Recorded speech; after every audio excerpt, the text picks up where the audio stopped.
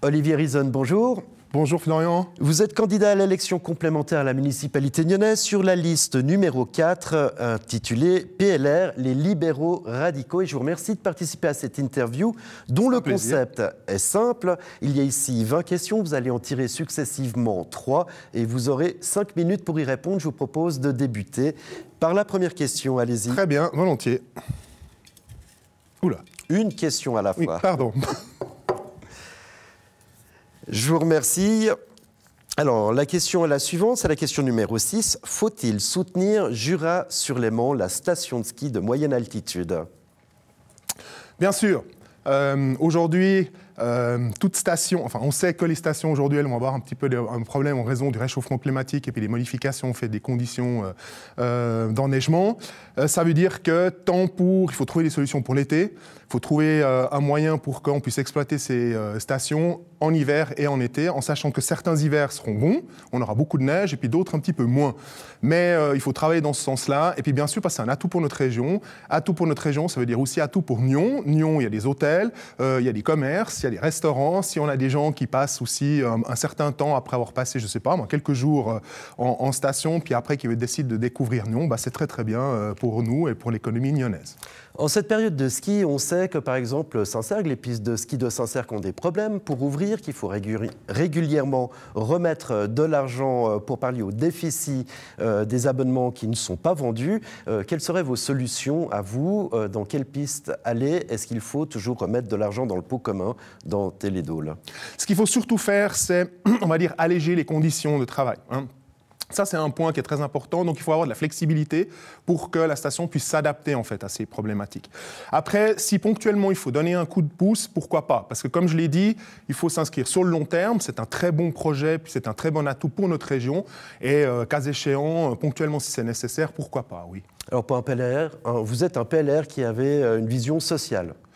Je suis un PLR qui a une vision sociale, mais je suis un PLR qui a une vision économique, qui sait très bien que certaines subventions bien données à un moment bien précis aideront plus tard à récupérer de l'argent. Donc c'est un peu dans cette optique-là que je suis pour une telle subvention. Ouais. Olivier Rizon, je vous propose de passer à la question suivante. Je vais essayer d'en prendre qu'une cette fois, parce que j'ai apparemment réussi. Et la question est la suivante, la question numéro 9. Nyon, trop d'aménagements temporaires. Les aménagements temporaires, c'est vrai qu'on en a pas mal discuté. En fait, dans la population, on a souvent entendu des gens qui ont discuté de ces aménagements temporaires. Les aménagements temporaires, ils ont un avantage, un énorme, c'est qu'ils permettent de récolter des expériences puis de comprendre un tout petit peu, un peu comment sont les choses.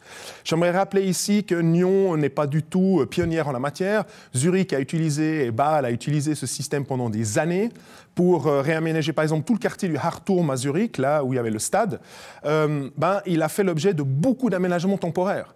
Et la ville a tiré énormément d'enseignements de ça, parce que, on peut voir comment les aménagements évoluent dans le temps, comment ils sont utilisés par les gens, qu'est-ce qu'on peut réaménager et améliorer pour, après, quand on en fera quelque chose de définitif, d'avoir quelque chose qui est le plus optimal possible. Alors, c'est ces aménagements, c'est cette expérience que l'on pourra retirer, par exemple, du nouveau parc canin qui, là, est prévu pour 10 ans. Par exemple. Donc le parc canin, il a quand même deux avantages. Un, c'est donc un lieu qui va permettre un échange social. Cet échange social, lui, il ne va pas se perdre, il va continuer dans la durée. Et puis concernant le parc lui-même, pour les 10 ans, écoutez, c'est une première expérience, en tout cas pour la ville de Nyon. On saura en tirer beaucoup d'avantages. Ce qui est très intéressant, c'est qu'on a une association qui va se créer. Donc le parc va être géré par une association formée de privés. Là, de nouveau, échange social, bien vivre ensemble. Et puis la ville, elle bénéficie de tout ça parce qu'elle a un retour concret par le biais de ces associations ou de cette association. Et aussi, elle va pouvoir observer l'évolution de cette infrastructure. Olivier Rizon, il nous reste moins d'1 minute 30 pour la dernière question. Je vous propose de la tirer. Oui. Et de me la donner. C'est donc la question numéro 19. La fonction de syndic doit-elle être exercée par alternance? Forcément dans une démocratie. La démocratie veut que, en fonction de l'évolution de la société, en fonction de l'évolution des courants, on va dire, politiques, eh bien, il y a des alternances qui peuvent exister. Et il n'y a aucune raison qu'en fait, Nyon n'échappe pas à ceci. Et puis, ça, on verra bien. Hein. Aujourd'hui, ce n'est pas du tout pour cette question-là que nous nous présentons, et en tout cas pour cette fonction-là que nous nous présentons, mais dans un avenir plus ou moins certain, c'est-à-dire en 2026, cette question se reposera à nouveau. Et de quelle manière elle se reposera ? Elle se reposera parce qu'on peut partir du principe que l'actuel détenteur du poste ne va certainement pas rempiler, donc le poste sera à repourvoir. Et puis après, voilà, on verra bien dans quelle situation nous serons en 2026. Alors rapidement, ça pourrait être sur le modèle genevois, par exemple, où le mieux élu commence la législature en tant que syndic, et puis ensuite il y a un tournus au niveau de la municipalité sur les années suivantes. Bon, ça, le système genevois est assez intéressant hein, parce que le tournus est automatique.